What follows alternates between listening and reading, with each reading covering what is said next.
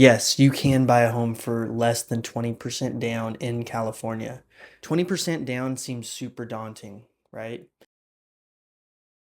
20% down on a $500,000 home means you would need $100,000 just to put down on your loan. Not to mention, that doesn't include closing costs that you also have to pay in cash. So I just want to break down for you guys real quick, how much do you actually need? What's the bare minimum? And then what are the pros and cons to putting more down? So first off, assuming a $500,000 house, you can actually get into this home with 3.5% if you're a first-time home buyer, which means that would be just under $18,000 for your down payment. Now, like I said before, that doesn't count closing costs. We're just talking about down payment right now, but I'll talk about that later in the video. Now, if you're not a first-time home buyer, but let's say you just haven't built a lot of equity, on a conventional loan, you can still put as little as 5% down. As little as 5% down would mean it's about $25,000 on that same $500,000 loan. Now, the good news is that means it is so much more attainable than you probably thought. Now, that begs the question, why does everybody think you need to put 20% down? Loan programs, new requirements come out all the time. You need somebody who's up to date on the current information that can walk you through it all. What are the benefits to having 20% down versus just putting the bare minimum you can? Well, first off, if you get to 20%, you will take off PMI, which is private mortgage insurance.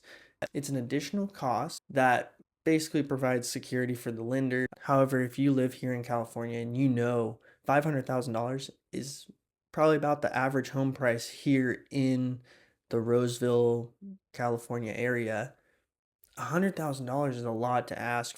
How much do you really need to put down? The truth is, it depends on the payment and what you're comfortable with. That's why you need to talk to a loan professional.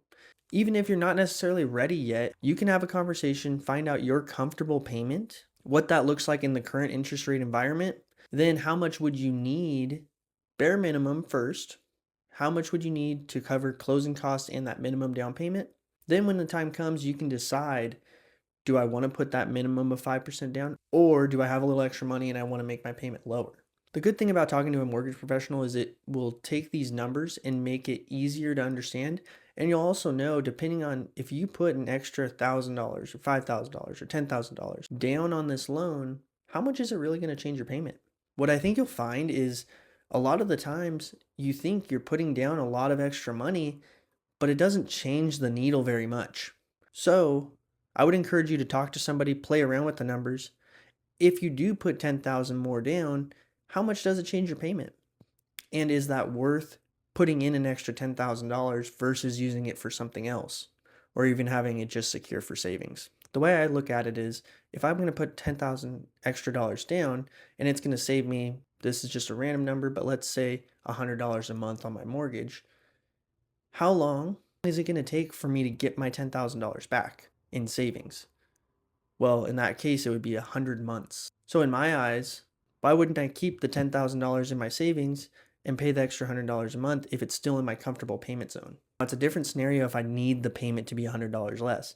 Then I need to figure out, how much money do I need to get it down to my comfortable payment zone?